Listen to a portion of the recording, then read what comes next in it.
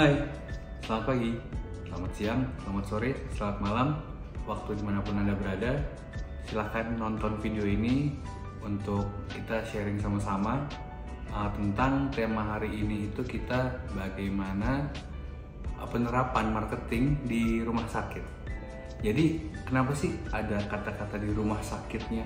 Itu karena penerapan marketing di rumah sakit dan marketing di konvensional atau di pasar biasa gitu ya, itu agak berbeda. Agak berbedanya kenapa? Bisa kita jabarkan sekarang.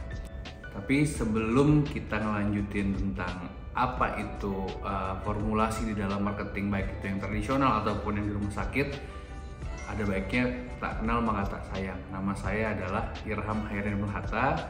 Saat ini saya masih sebagai marketing manager di suatu rumah sakit swasta. Jadi sedikit perkenalan itu aja. Tapi untuk kedepannya mungkin kita bisa kenal lebih jauh. Nanti mungkin bisa lihat dari komen atau gimana kita kenalan lebih jauh. Sekarang kita masuk ke topiknya, yaitu adalah apa sih yang membedakan marketing yang di bisnis lain, segi bisnis ataupun yang marketing di rumah sakit. Kalau dari segi bisnis, kita lihat marketing itu pasti orang lihatnya adalah marketing mix, yaitu adalah 4P: product, promotion, price, and place gitu ya.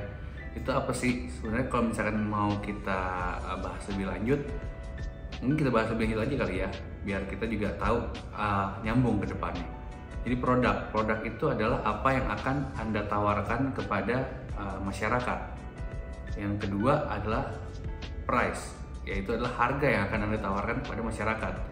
Produk, price, place. Ada tiga place. Place adalah tempat Anda itu di mana dan lingkungan Anda itu siapa.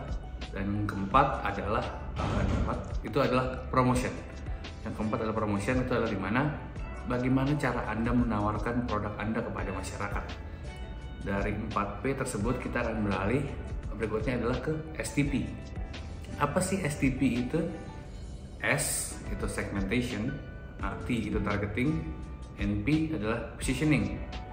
Yang pertama segmentation. Segmentation itu adalah gimana Anda menerapkan, misalkan Anda membuka sebuah bisnis di Jakarta. Berarti segmen Anda siapa? Segmen Anda adalah mungkin kayak kita ambil contoh, Anda membuka bisnis baju gitu ya, misalkan baju formal. Berarti segmentasi Anda siapa? Itu adalah kita lihat lagi dari demografiknya Anda siapa. Berarti dari usia sekian sampai usia sekian, pendapatannya sekian sampai sekian. Dari usia dan dari segi yang besar itu nanti akan Anda potong, Anda cari tengahnya, itulah target market Anda. Dari segmen Anda yang begitu besar, Anda kecilkan menjadi target Anda. Target itu adalah yang nantinya akan benar-benar berinteraksi langsung kepada Anda. Tapi jangan lupakan juga segmentasi Anda, karena secara tidak langsung mereka juga akan melihat Anda. Dan yang terakhir adalah positioning. Positioning itu apa sih? Itu adalah apa sih yang Anda mau, apa sih yang Anda harapkan masyarakat itu lihat dari Anda.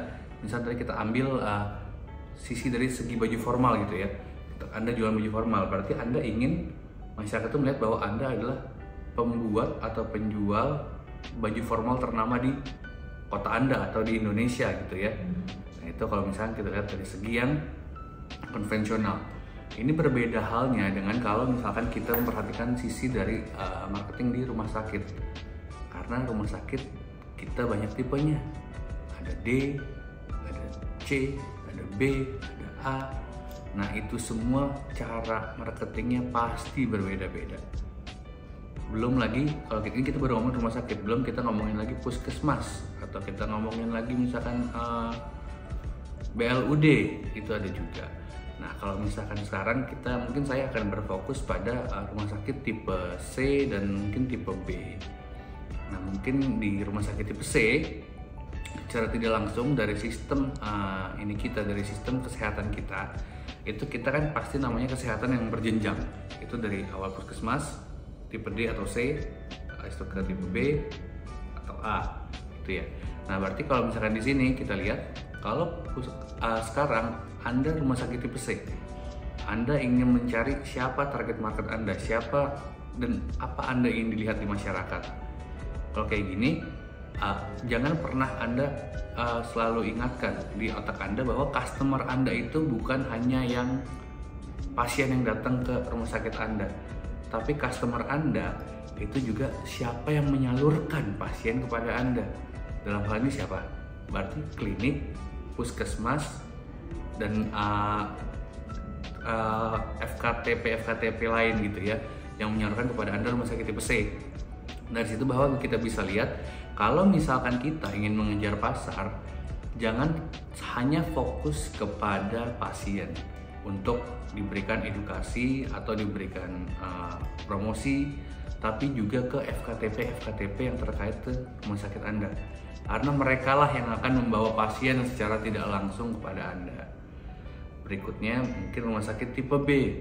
Rumah sakit tipe B itu biasanya ya, kalau dari segi segmentasi itu lebih menengah ke atas, atau mungkin bisa kita bilang bisa kita kategorikan BPJS-nya tidak terlalu banyak dibandingkan dengan pasien umum atau asuransi gitu ya. Nah dari situ berarti apa yang Anda andalkan? Yang Anda andalkan adalah fasilitas Anda harus nomor satu untuk mendapat perhatian dari masyarakat. Yang kedua adalah mungkin promosi Anda yang juga harus gencar. Jadi Anda sebenarnya nggak perlu ke puskesmas atau kemana, tapi berarti Anda kalau kayak gini, pertanyaan saya satu, kalau rumah sakit tipe C itu ke puskesmas, berarti Anda sebagai pemilik rumah sakit tipe B, Anda akan promosi kemana? 1, 2, 3. Nah, mungkin ada yang jawab itu adalah ke orang-orang yang pendapatannya menengah ke atas, atau ke selebgram atau ke artis-artis. Bukan hanya itu loh, karena kalian itu bisa mendapatkan pasien dari apa? Dari rumah sakit tipe C. Rumah sakit tipe C udah capek-capek ngumpulin dari puskesmas, dari FKTP. Kalian sebagai FKTL itu langsung aja minta ke tipe C. Mintalah kita kerjasama rujukan atau gimana. Sehingga kalau ada layanan yang tidak ada di rumah sakit tipe C, bawa ke rumah sakit Anda. Karena saya yakin kalau Anda punya rumah sakit tipe B, layanan Anda pasti lebih lengkap dari tipe C.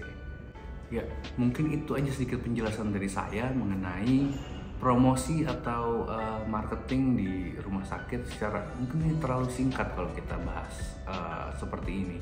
Mungkin nanti ada sesi lain kita bisa tanya jawab, atau kita bisa jabarkan satu persatu bagaimana caranya kita promosi di rumah sakit tipe C, promosi di rumah sakit tipe B, atau Anda mungkin kerja di puskesmas, gimana cara promosi puskesmas segala macam. Bisa nanti kita diskusikan bareng-bareng. Tapi untuk untuk video kali ini saya rasa cukup sampai di sini. Kalau misalkan ada pertanyaan boleh langsung di komen, atau mungkin bisa langsung nanti hubungin saya lewat admin, nanti silakan aja.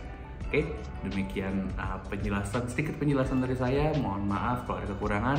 Terima kasih atas perhatiannya. Wassalamualaikum warahmatullahi wabarakatuh.